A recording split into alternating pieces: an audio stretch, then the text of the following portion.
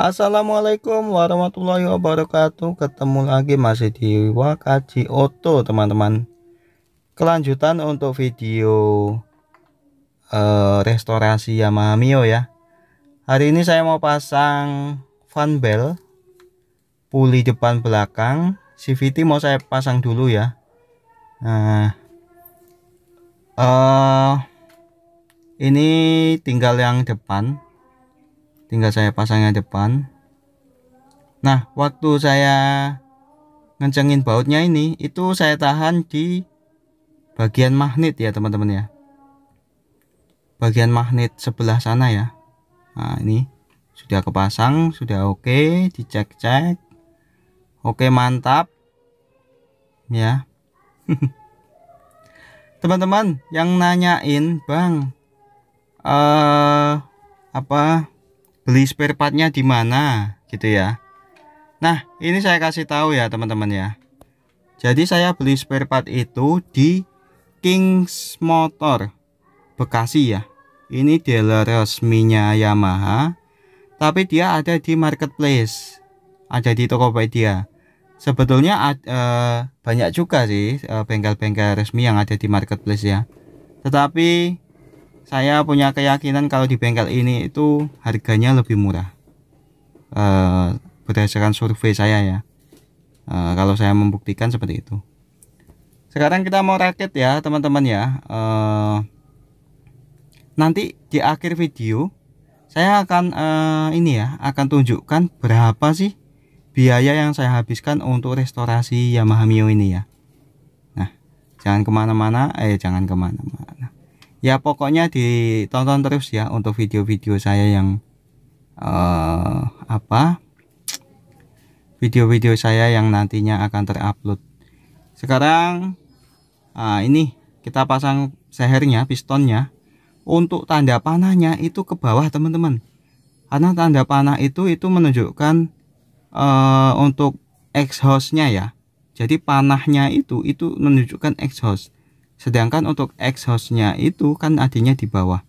Nah, biasanya teman-teman ya adalah beberapa teman-teman itu yang kebalik ya, tanda panah itu menunjukkan titik ke atas. Kalau menurut saya itu ini ya teman-teman ya, kurang tepat ya, karena tanda panah itu setahu saya ya, berdasarkan ilmu yang saya dapat dari guru saya itu katanya tanda panah itu menunjukkan exhaust. Jadi ya tergantung, misalkan knalpot kita ada di atas ya ke atas, kalau knalpot kita ke bawah ya ke bawah, gitu aja sih. Itu menurut saya ya teman-teman ya. Nah, sebelum pemasangan itu usahakan kasih oli teman-teman, kalau bisa oli baru ya. Kalau saya ini karena nggak ada oli baru ya udahlah saya colongin, saya tadi pakai kunci L buat ngambil oli di dalam ya, oli mesin. Oh ya, kemarin itu saya nggak jadi bongkar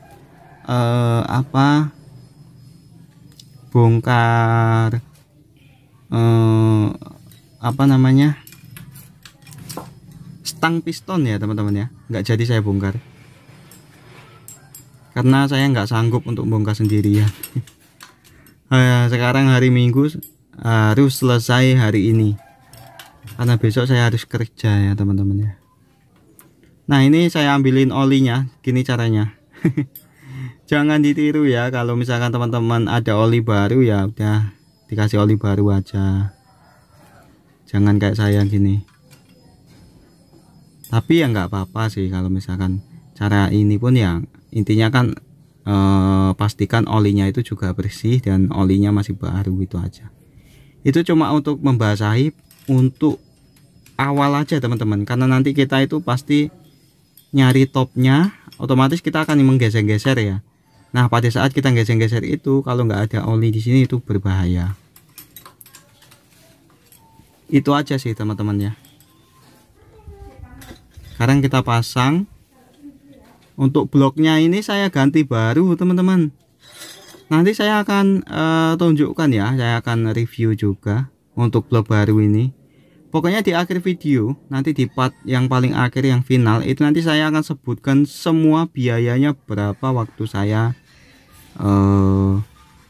merestorasi ini ya, habisnya berapa lah, itu nanti di video terakhir nanti saya akan sebutkan semua.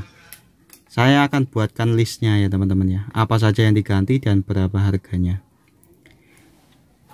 Untuk blok ini kenapa saya ganti, karena saya nggak ada waktu buat nyari bengkel bubut teman-teman, karena saya belum tahu ya di daerah tempat saya tinggal ini itu bengkel bubut yang terbaik itu yang mana, di mana itu saya belum tahu ya. Berhubung saya juga nggak punya banyak waktu, akhirnya saya putuskan ya udah diganti aja bloknya.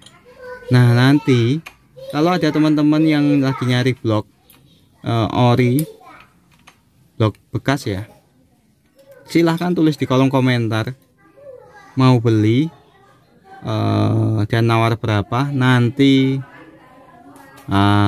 saya akan kasihkan gitu ya.